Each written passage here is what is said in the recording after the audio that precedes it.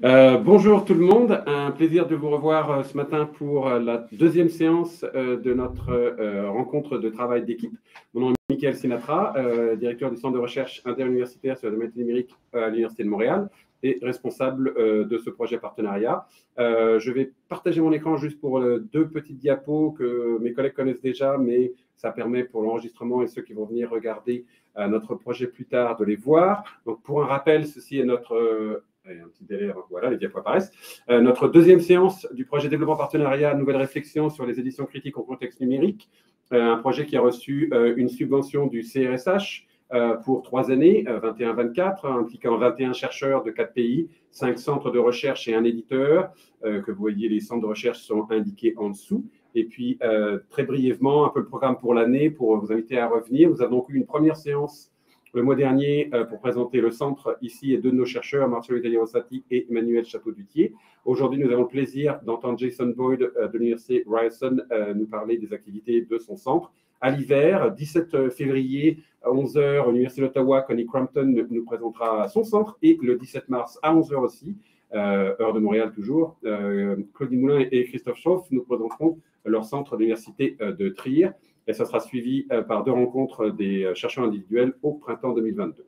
Donc, sans plus tarder, c'est un grand plaisir pour moi ce matin d'accueillir Dr. Jason Boyd, qui est un professeur agrégé, I should switch to English, the presentation will be in English, Associate Professor of English at Ryerson University, and he's also the Director of the Center for Digital Humanities at that institution, and a long-time friend and colleague in the digital humanities world. He was treasurer of the Canadian Association when I was president many years ago, and we're looking forward to your presentation. So take the floor, Jason. Thank you. Bonjour à tous et guten Morgen. Let me just share my screen here.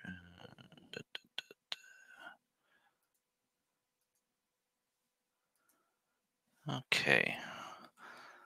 So what I am going to do, I think I have around half an hour to talk about some of the work that's happening at the Center for Digital Humanities at Ryerson. Also, we're calling X University because of our namesake's history with the residential school system that had such a traumatic effect on our Indigenous community in the country we know as Canada. So what I was going to talk about today was these are the projects, the Yellow 90s 2.0.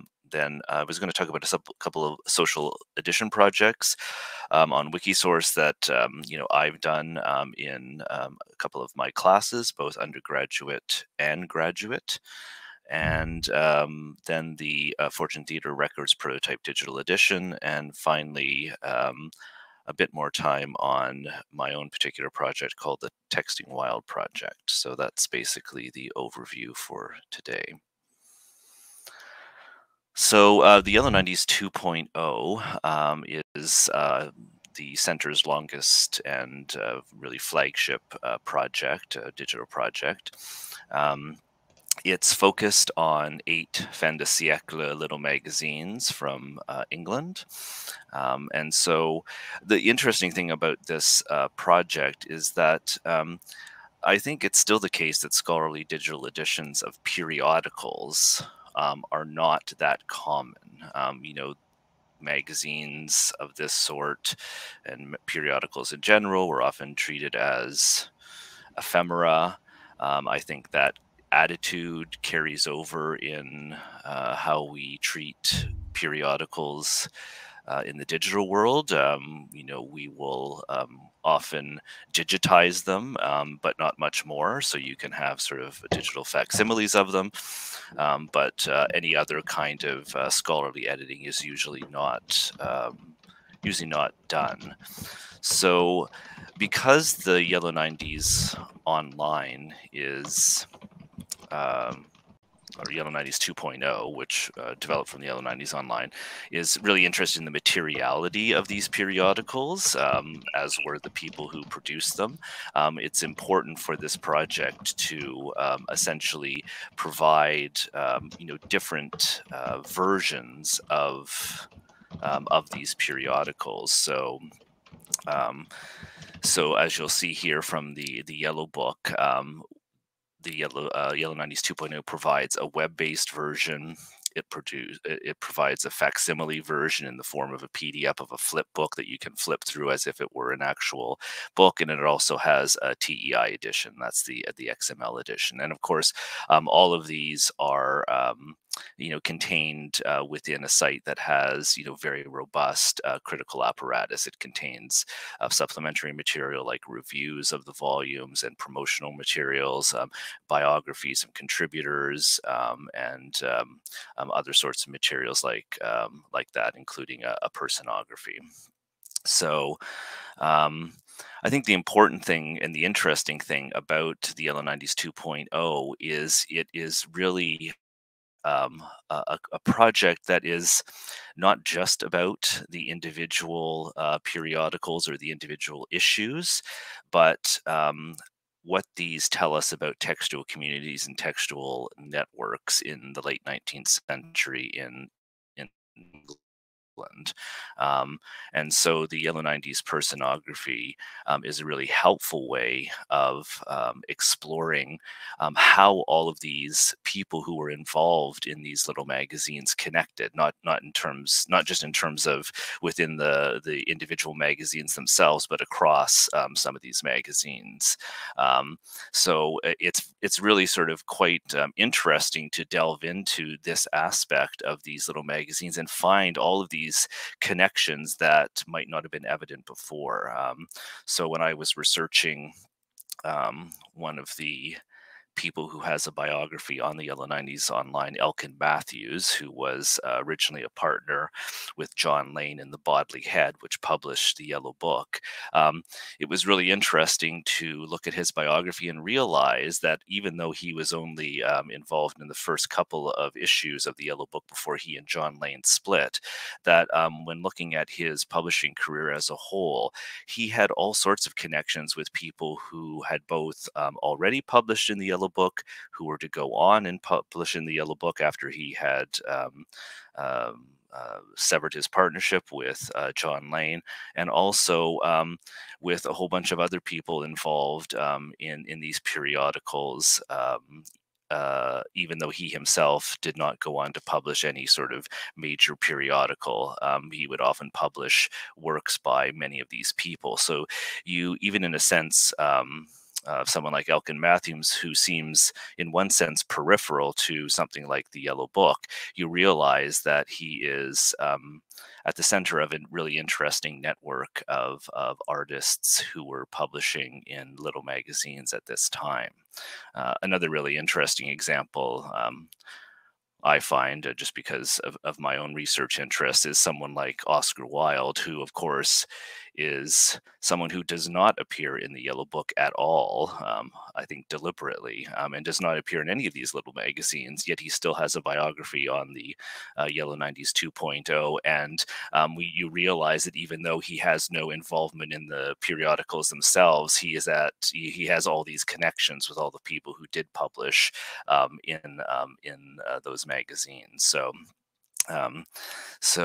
it's a really interesting and important added feature to the editions of the periodicals themselves, to see these interconnections between all of the people who were involved in contributing to these little magazines.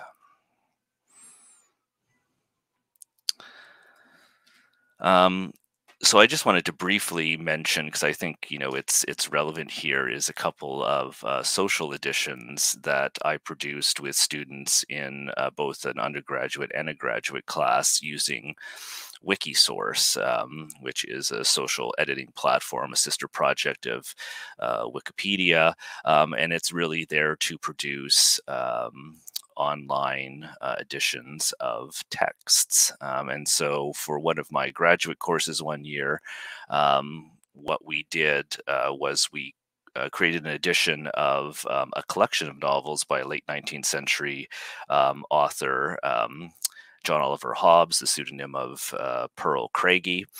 And we not only created an edition, just a plain edition of that collection on Wikisource, but then we produced a second edition called The Annotated, The Tales of John Oliver Hobbes, where we went in and we started doing some critical annotations of elements in the text. That was a really interesting experience. Students, I think, got a lot of value out of it, and it's still available up online, and people do occasionally make contributions to it. After the end of the course. The other project that I did with an undergraduate course was an edition of a 1919 collection of poems, essentially photographs of poets and facsimiles of handwritten versions of their poems, Canadian singers and their songs. And we did an edition of that on Wikisource. I thought both of those experiments were really sort of interesting.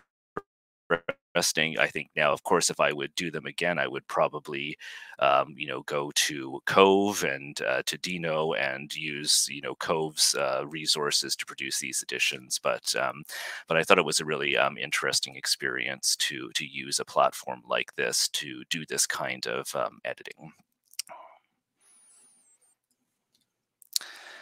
So the third project I briefly wanted to talk about that the center was involved in was a project coming from the Records of Early English Drama. So the Records of Early English Drama, for people who don't know, is essentially a project that publishes print collections, usually focused on a English county or counties, that contains transcriptions of historical documents that in some way or another pertain to performance activity in England prior to 1642. So the project that the CDH was involved in was essentially trying to do, it's called the Fortune Theatre Records Prototype Digital Edition, and it was essentially trying to reimagine the print collections as a digital edition. And one of the things that we had to consider when thinking about these collections and the series as a whole in terms of a digital project was we really had to move away from the collection and think more about the individual records as contributing to a larger read corpus. So it really required sort of rethinking the way in which the collections were prepared and edited, especially in terms of the apparatus. So you can see here, like a record had a header, it had the actual transcription itself. There was sometimes a translation if it was in Latin or non-English language. There was usually an endnote of some kind. There was also a collection citation. The records related to document descriptions, which were in their own section. And so the challenge with that was to sort of rethink how to redo Reed's editing process for a digital format. And one of the things we had to deal with was the fact that Reed already had a markup system in place to facilitate digital typesetting. They were called the Reed AT codes. They were developed by Willard McCarty ages ago. This is just a very simple example, not really a proper AT code, but it sort of shows how the curly brackets were used in 3 different contexts. One to format the signed word that would basically indicate that a name had been was a signature in the original text. And then they were also used for simple stylistic purposes such as headings, and also for expansions of abbreviations in the third row there.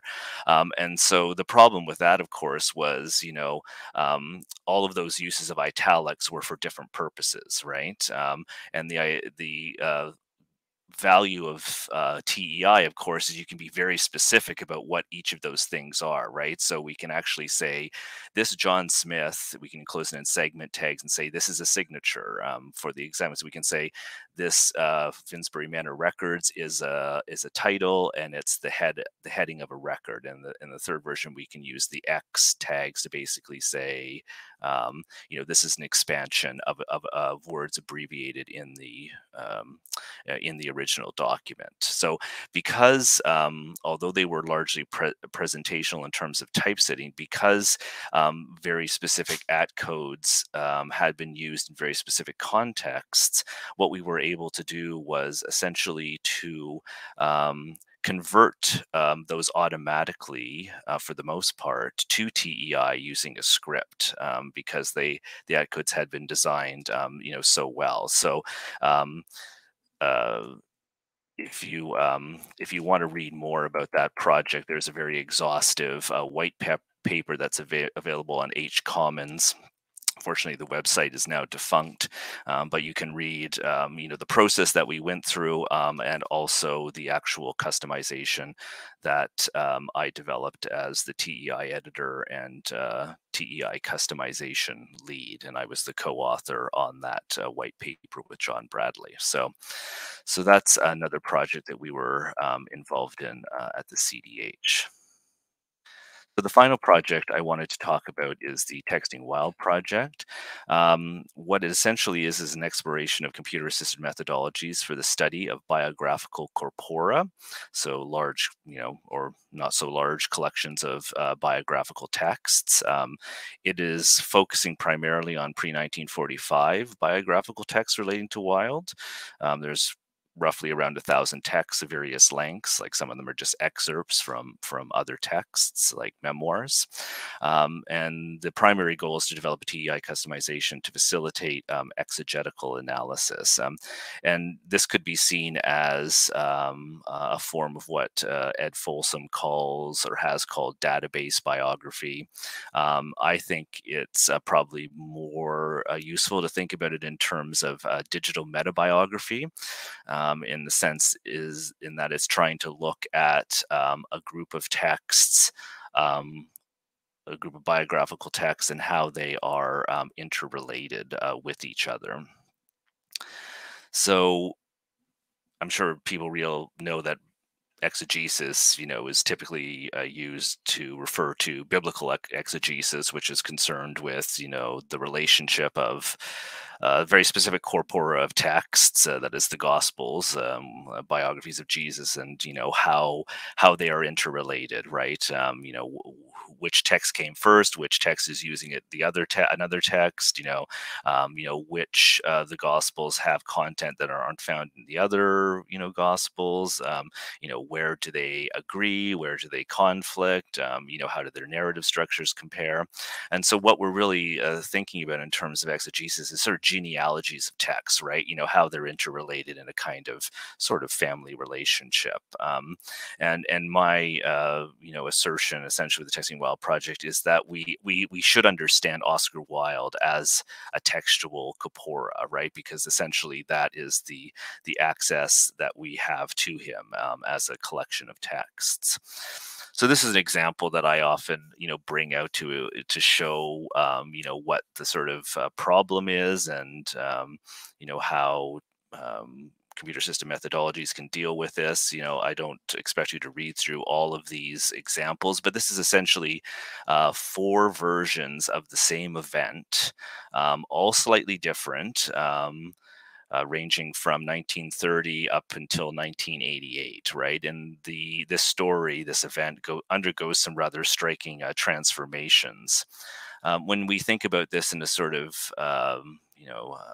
tabular form, we can sort of break it up into little sort of chunks of information, right? So we have information about the event being discussed, but we also have information about the telling of the event, right? Not only the event that happened, but then how this event gets told by other people. We have a place, Swan and Edgar's. We have an unidentified actor who starts off as a curious, very young but hard-eyed creature, then turns into a sinister young woman, and then turns into male shop assistants, and then turns into painted boys, right?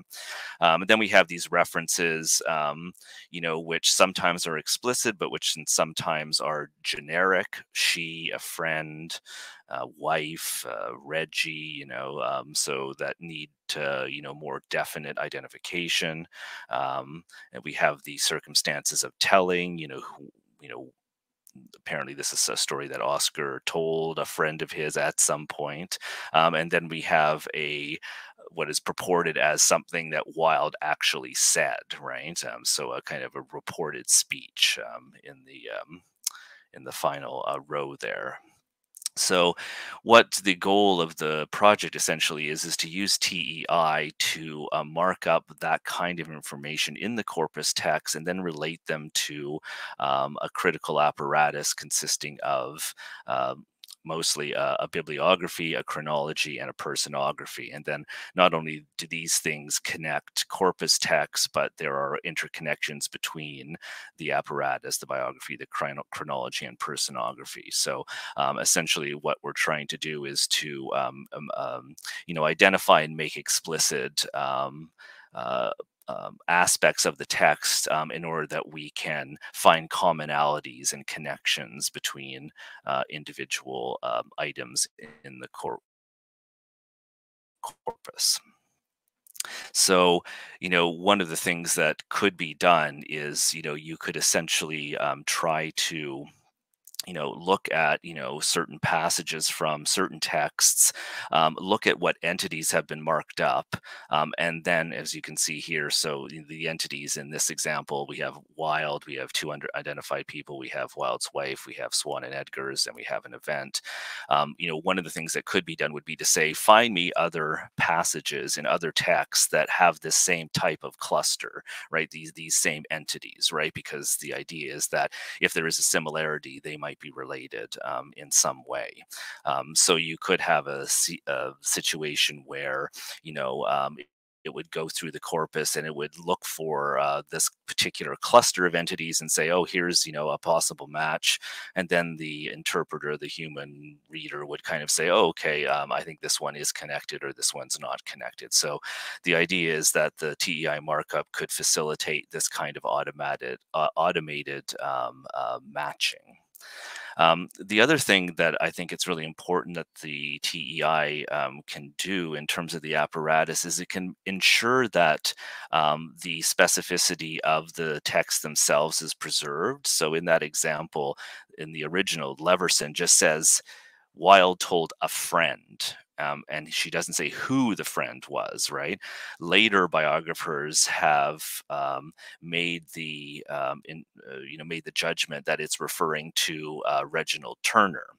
But I think it's important to preserve the fact that in the original account by Leverson, that person is just identified as a friend. So when I mark up a friend in the Leverson text, I don't point it to Reggie Turner's entry. I point it to this unidentified person who I then can point to Reggie and say, this is what Stanley Weintraub says, or this is what Richard Ellman says. These are the people who are making the identification, right? So it preserves that, historical specificity, which I think is really important for tracking, how these types of stories and events change over time.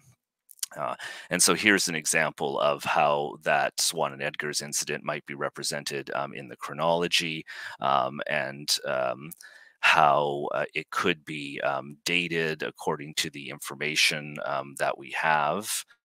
And if we do markup like that, where we try to ascertain a general sort of period or date for these types of events, we can essentially look at these in chronological terms and find places where the chronology is a bit off or a bit wonky. And this is just a kind of example of a visualization of this, right? So So we know all of these things. We know the specific dates of this, right? We know when the Wildes married. We know that they immediately went to Paris for their honeymoon. We know when they moved into their house in Tite Street. We know when their first son was born.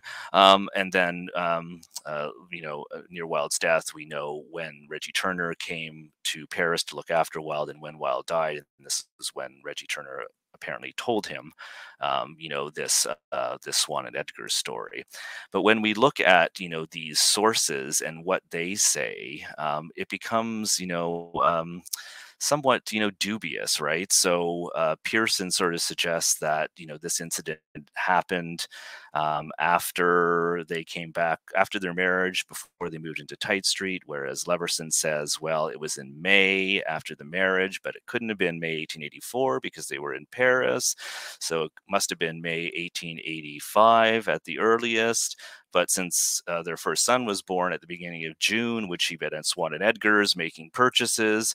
And so when you start to see these kinds of things on a timeline, you start to realize that some of the chronology is a bit off. And whether this story is true or not becomes even more sort of, problematic, right? And then of course, we also see the huge disparity in time, right?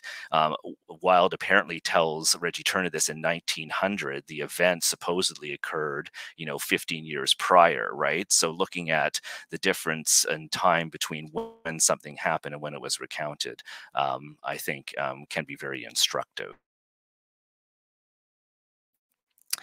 The last quick example I just wanted to look at, because I just find it so, fascinating, is this this one story.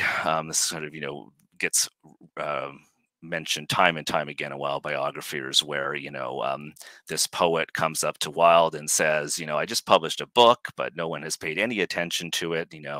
There seems to be a conspiracy of silence. What should I do about it? And Wilde says, join it, right?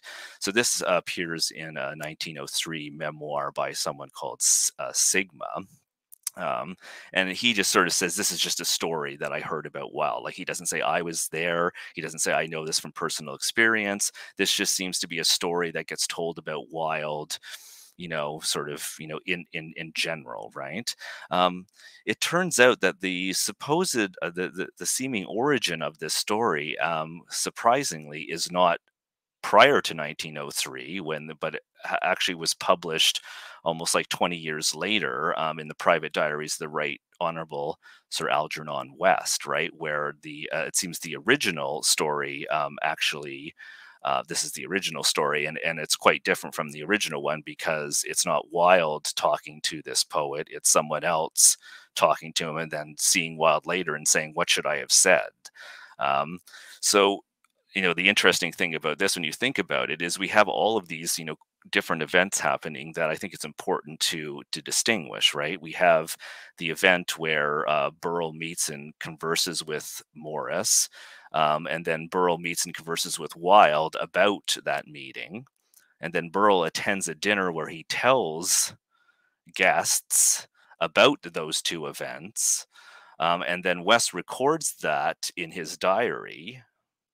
And then something happens, although it's not entirely clear what happens, but somehow that story gets out, and it ends up being published in Sigma's book, where the first two events become kind of conflated into another event, event 6, which seems to be a completely made up false event.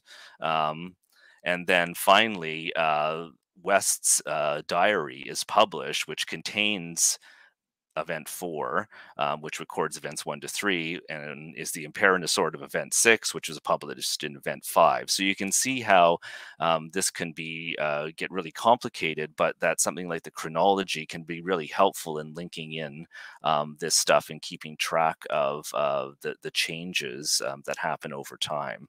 And you couldn't find this connection just by looking at previous works published prior to 1903, because the source of it is published in 1922. So it's an interesting sort of, conundrum. And, how to represent this kind of distance, right? The fact that someone's telling someone about something that happened, and in this kind of infinite regress, how to represent that visually in an effective way to kind of show that our knowledge of these events is highly mediated through time and texts and retellings I think is an interesting challenge. And so what I really want to do with the Wilde project is not to arrive at a definitive biography, not to create the one biography to rule them all, but to really foreground this ambiguity, right? To really make it evident. And this is the kind of ambiguity and research that biographers do all the time, right? But what biographers do is then hide all of that behind a nice, clean, unified narrative, right? And I really want to disrupt the complacency about what we think we know about Wilde, because when you start looking at some of these facts about Wilde, they start to become highly sort of problematic when you look at them in their context. I really want to see Oscar Wilde as a textual problem, right? Our knowledge of him is dependent on our hermeneutical and ideological stance on life writing, right? And really, ultimately to put Wilde back into play as a figure that needs to be understood as challenging biography and not subject to it, which he usually is in the biographical treatments of him. So if you were looking for the CDH's website and couldn't find it, we actually have a new site under development. I'll just give you the link there at cdh.rula.info. We do have a regular suite of events that anyone is welcome, virtual events that anyone is welcome to register and attend. That's if the URL there, it's just the site's URL with a newsletter at the end. Our Twitter hashtag is RUCDH, and my email and Twitter handle are there. Thank you.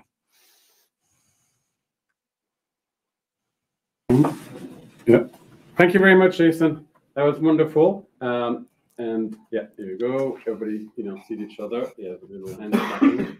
And I realize that I'm looking at, I'm here but there because I'm looking at you on the big screen. It's always fascinating to hear both some of the technical challenges, that you've outlined in some of the projects before you got to talk to yours, and yours in particular. Obviously, having Emmanuel next to me, I always feel like, I can feel the giddiness of, TI code, steaming from his chair. So as usual, we've got, time for exchange and questions. We've got about 25 minutes, for our session this morning. So who wants to take the first? Jean-François, levez la main. OK, vas-y. Et après, Marcello. Jean-François, pour une fois, parle avant Marcello. Vas-y, c'est une première. It's fake news, actually, because I was clapping. I didn't want to ask a question. OK. And I'm in a very noisy cafe, so I shouldn't ask a question. Let Marcello do the usual. Marcello will have the first question then. Go for it. Oh, wonderful. I'm so happy.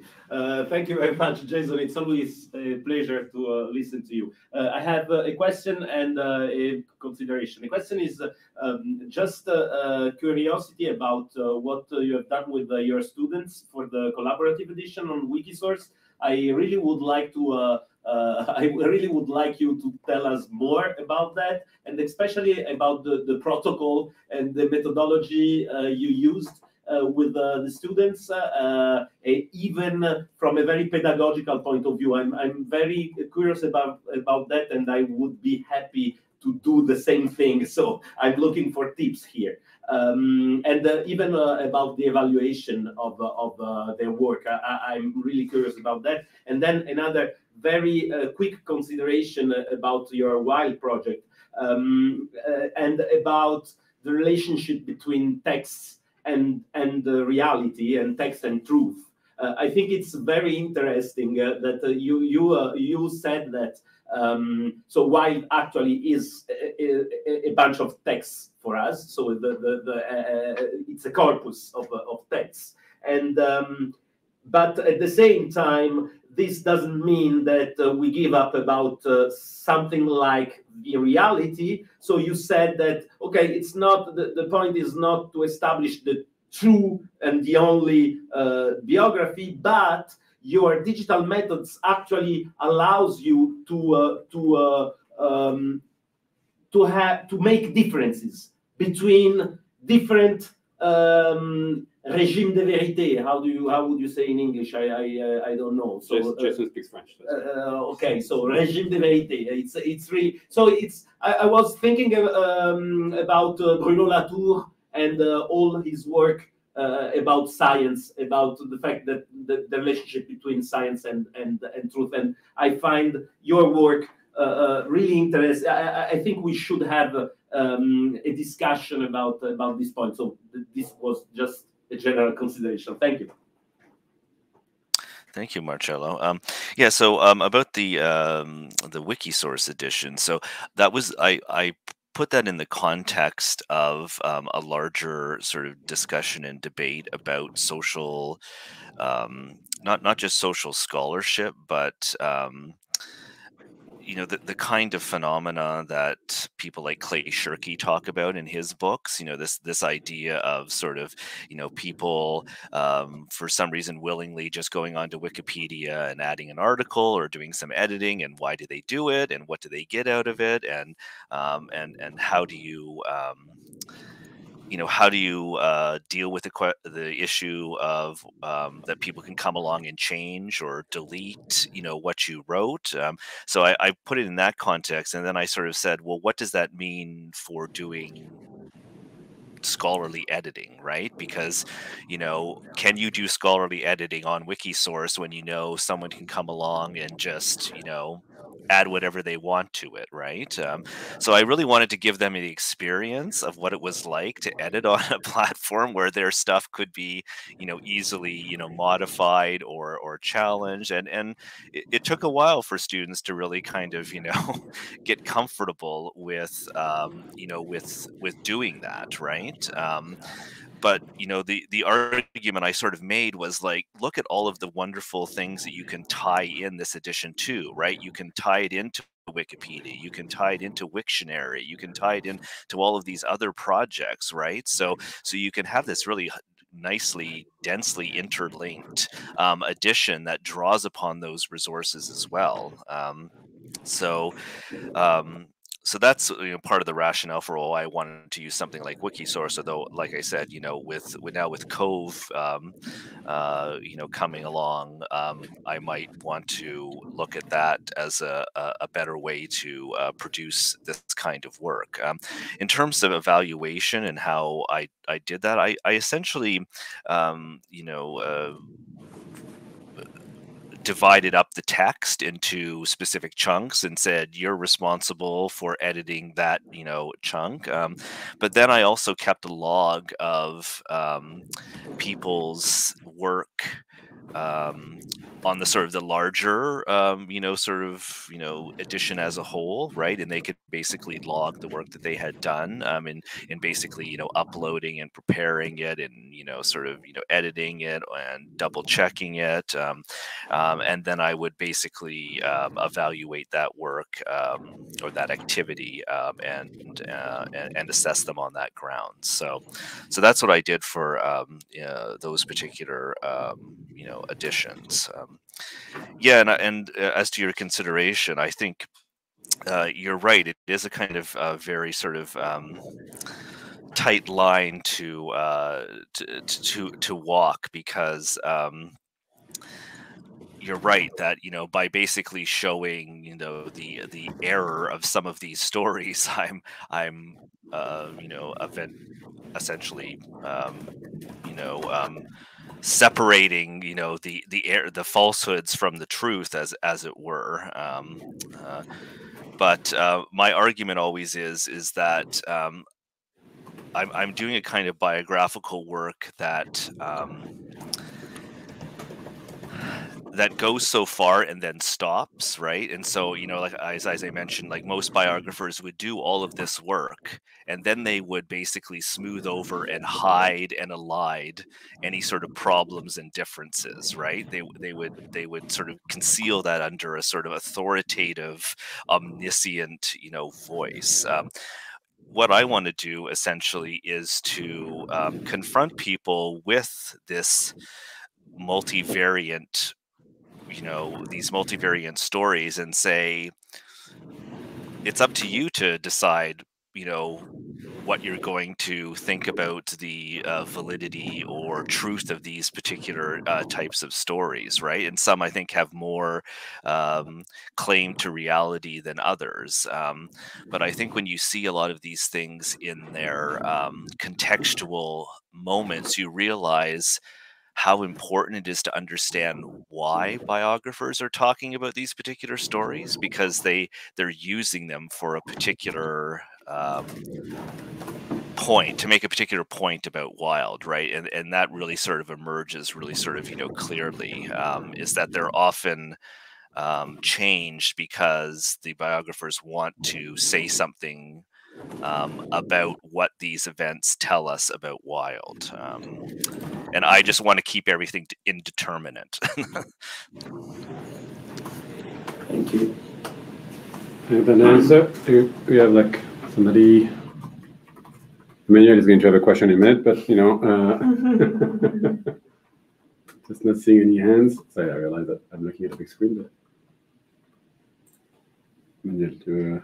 So yeah, I was interested by the way but it's much more going into the kitchen. But you've been encoding the Wilde corpora with factoid annotation, as I've seen in the code you showed. Can you tell us a little bit more about the use you made? Because you explained you had entries for unidentified people. So, but you have also factoid annotation linking them, as I understood. Yeah. So I originally started just with events, right? So I was just sort of thinking about things that happen at a specific moment in time that are dateable, essentially, right? About, you know, the chronology in those terms, but then I realized there's a whole body of material that's not about dates. That's not about a particular event, right? That just you know, says something about, you know, sort of say Wilde's tastes or Wilde's preferences, or, you know, something that, you know, really isn't bounded chronologically. And so I was really kind of challenged in thinking, what am I going to do with these things, right? Because they are repeated through biographies, but they're not something that happened at a particular point in time. And so how do I track those stories, right? And so that's why I'm using the factoid. You know, it might be a misuse of that term, but I'm using the sort of factoid to record those particular things about Wilde that aren't amenable to dating, because I think it's important to track those as well. So that's what I was doing there. I'm not sure if that answers your question, Emmanuel. That's great, thanks.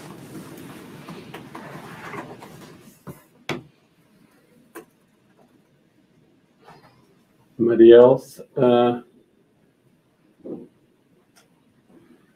to bring up something for Jason this morning? I will sort of say the one thing that's different about this project and other projects is I'm not really interested in producing digital editions of these biographies. I'm only really interested in marking them up for their, you know, semantically, so I can do analysis of them, right? So like if a story about Wilde occurs in a text, I'm only interested in that passage, and I'll only mark up that passage, right? And I'm not really interested in producing sort of necessarily traditionally readable editions. So that's one thing I think that might be different with this project than other digital editing projects.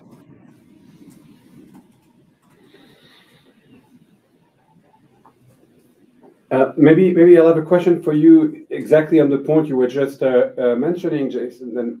So how do you see that as being potentially reused by other, in terms of, you know, the kind of you know, connection that these, because you're obviously doing it to the proper standard and everything. So, but how do you see that unusual, or at least, you know, non-traditional textual edition, with the idea of, even with multiple versions, you know, that there will be a readable text? I mean, the graph was wonderful in showing how it's kind of, intricately difficult to be able to have like a flow of narrative that people would be expecting.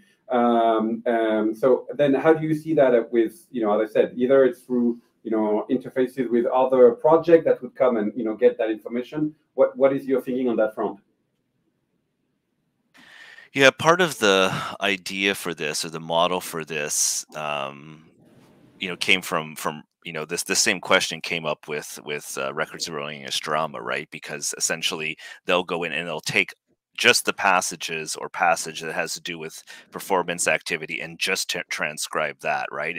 And this has been a perennial source of complaint, is that people always say, why don't you do the whole document, right? Why are you just doing the excerpt, right? And the argument as well, time, resources, but also we're only really interested in records of performance, right? So for this, what I'm thinking here is, I often will cite a passage from an article by Ed Folsom, who was one of the co-editors of the Walt Whitman Archive, where he has this very nice but quite naive description of a biography. Having a biography of Whitman, a nice clean biography of Whitman on the website that would then be densely interlinked with all the sources, as if it were very easy to do, right? I don't think that could be achieved. I would basically see people, say, going first to the chronology on the Texting Wilde project, and I guess you could sort of construct a sort of biography if you by reading through the chronology from beginning to end. But even there, I think it would be somewhat problematic. But I think the goal there would be simply to bring together multiple versions of the same story, so that people could look at it, in the same way that people look at editions of the same, say, work of fiction as it's changed over time, and compare it, right? But comparing different aspects than simply textual variation. I'm not sure if that answers your question, Michael. Yeah, no, that's great. And I have a quick follow-up if I don't see hands being raised, but people can do the little hand raise. Then about the theater records kind of project, how do you also see your own changes in the last, because it was like 2013, if memory serves me well, when you did that about and here I'm thinking about Janelle Genstad's sort of work on like putting edition to rest in some ways, and like, would you see yourself revisiting some of that with the work of endings, or endings? It's like the actual title of the show project, or how do you see also that component in your critical, as a kind of critical editor, change with this kind of thinking about the long-term preservation of these type of editions? Yeah, the Endings project has been really, really helpful in providing a kind of framework in which you can think about, the long-term goals for your project, even before you start it. So it's been really helpful, as a way of thinking about that long-term preservation, especially. And I think, what I would imagine happening is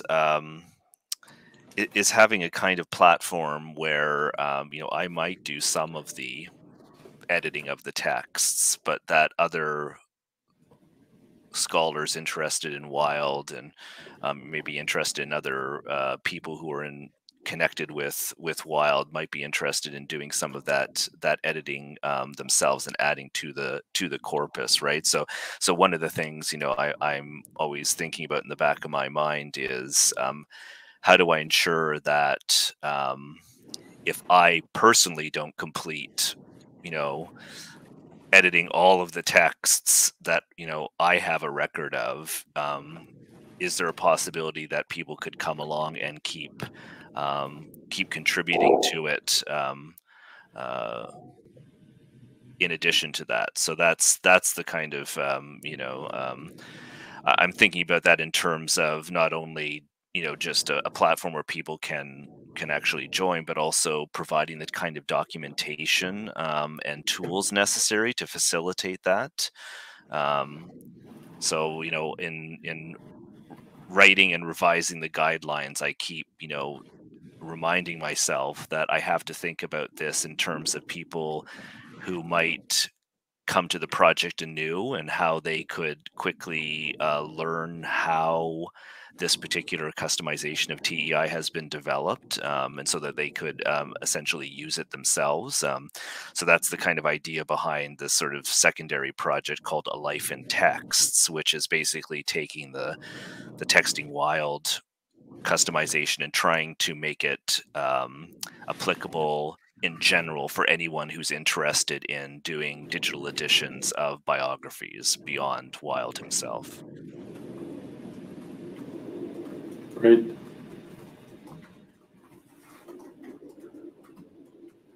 Any further comments or suggestions? So Jean-François has one in the chat. Can you read it, Jason, at your end? Can you see it? He's in a noisy coffee, so...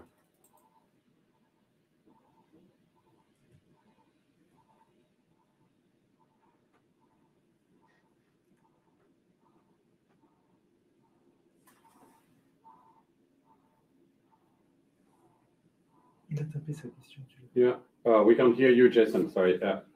Sorry, I hadn't given that issue much thought, but yeah, it is really. I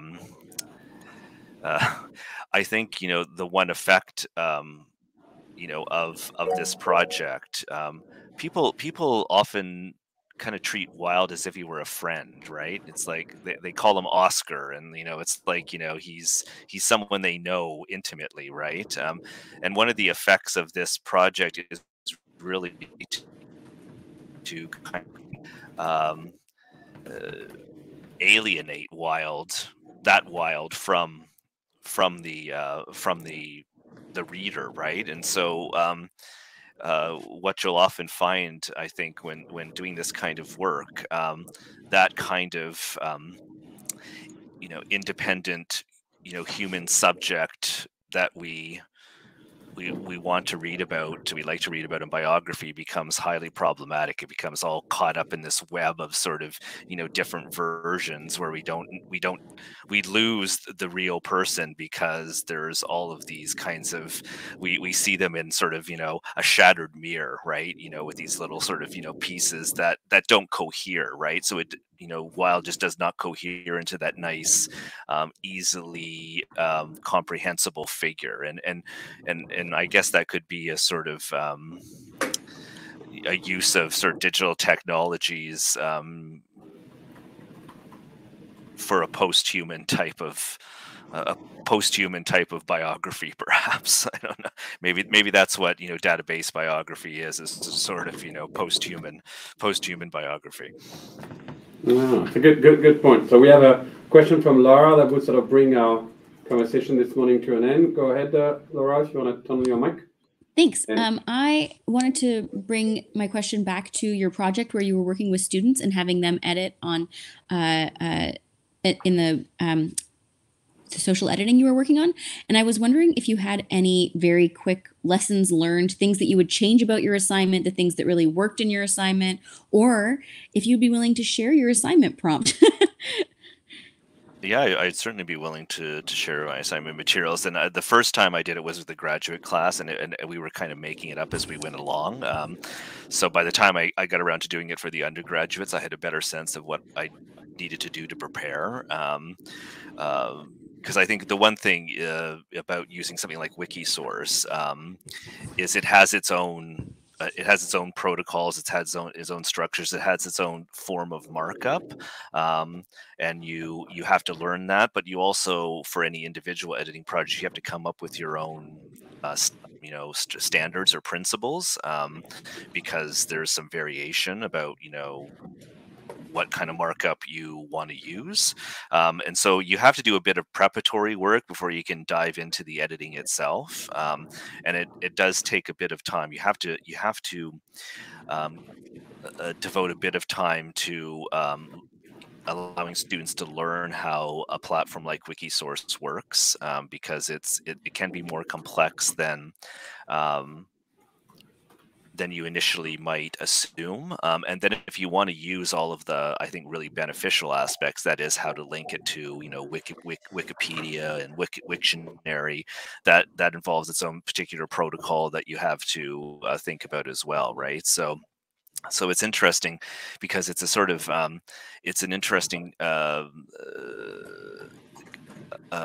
combination of working within the editorial principles of the platform, but also coming up with your own specific editorial principles within that platform. So I think it's a really helpful exercise for students, because it doesn't sort of just throw them into the TEI pool at the deep end, and it enables them to see an outcome immediately for what they're doing. So it can be really useful there. And it sounds like such a valuable assignment in general too, right? Get the basics of why we edit. Yeah, exactly. That was one thing. Yeah, that's interesting, because that was one thing I did kind of, flounder about with, because I said, okay, we're going to create this annotated edition of the Tales of John Oliver Hobbes, right? And I just sort of, and people, well, what should we annotate? And I was like, annotate things that you think a modern reader would not immediately understand. But even that wasn't particularly specific enough for students, right? And so there was like, it was really helpful to me, because it made me realize that there's a whole set of assumptions that I come to editing with that students who have had no experience don't have, and so they're really useful, because they really put you on your toes when trying to think about, well, what is annotation for, right? And who is it for? So that was a really useful sort of exercise and learning experience for me. Thank you. Well, thanks again, Jason, for presenting a few of these projects and your own work in particular with that. We're looking forward to more exchanges as we go. So thanks everybody for coming this morning. Next will be February 17th, Thursday at 11 a.m. Eastern Standard Time, where Connie Crompton will be presenting some of the project undergoing under her helm at University of Ottawa. Thank you very much, everyone, and see you in a couple of months. Bye now. Thank you, everyone.